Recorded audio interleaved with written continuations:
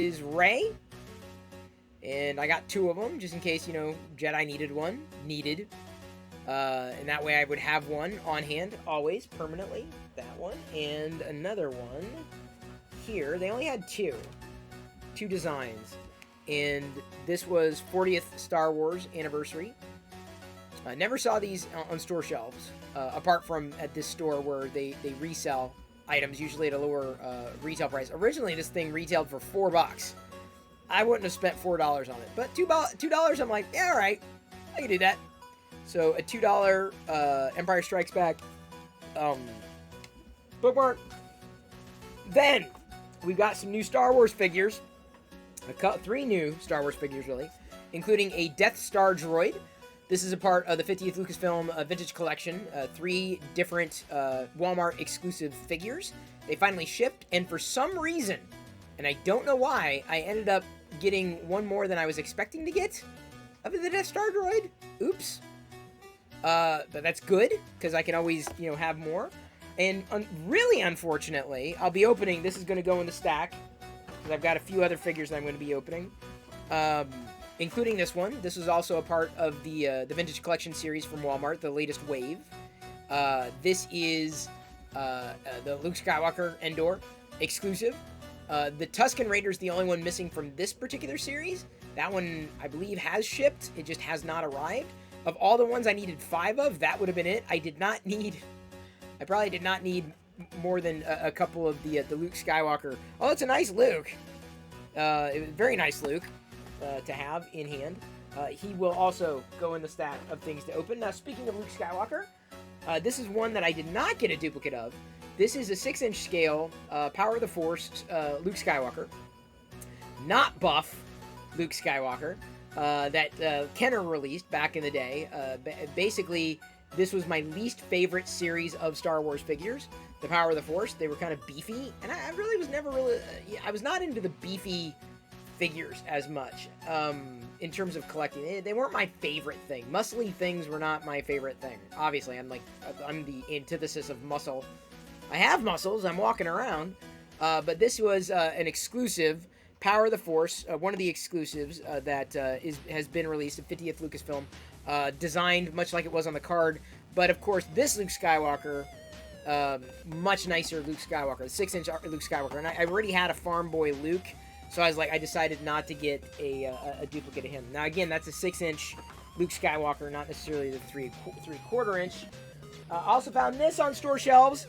I pre-ordered, so we'll see which one is a better box. A Target exclusive, Funko Pop vinyl, Darth Vader, to go in the Darth Vader collection. A comic Darth Vader, styled from the old Marvel comics, or lifted from a page, a cover with Darth Vader on it. It's pretty nice.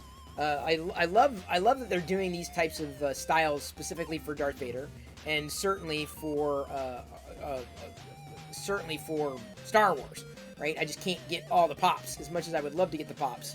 So many pops, but this is the Darth Vader number 456 that I know of. I now have this. This makes it complete.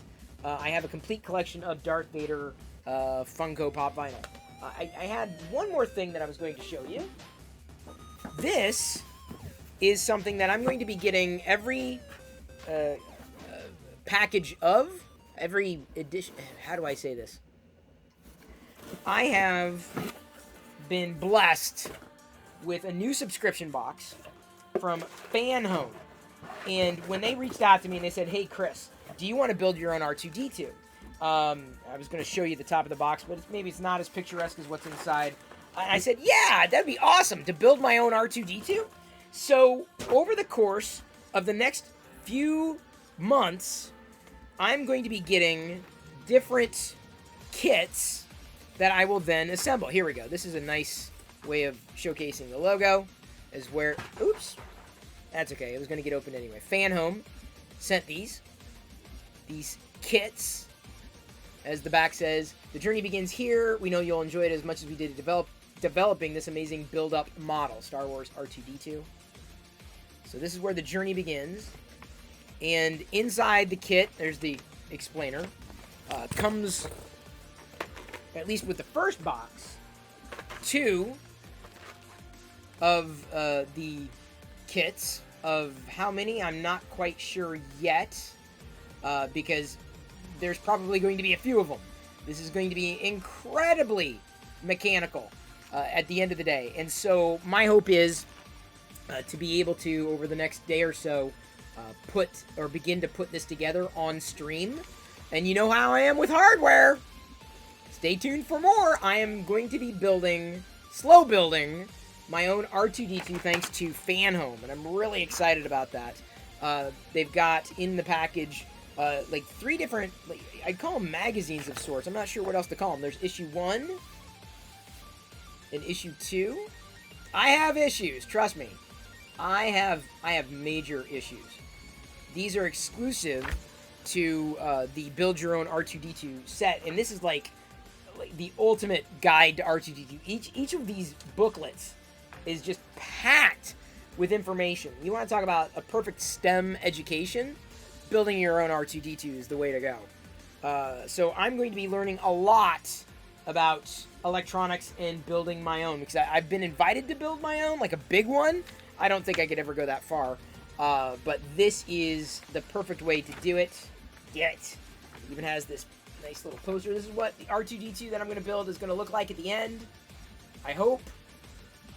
I have a new hope, and my new hope is that I'm able to assemble this without breaking anything, because I don't think I have backup parts, but the instructions are here in issue number 1 and number 2, so over the course of the next little while, I'm going to be building an R2-D2 thanks to FanHome, so stay tuned to the live Twitch streams for that.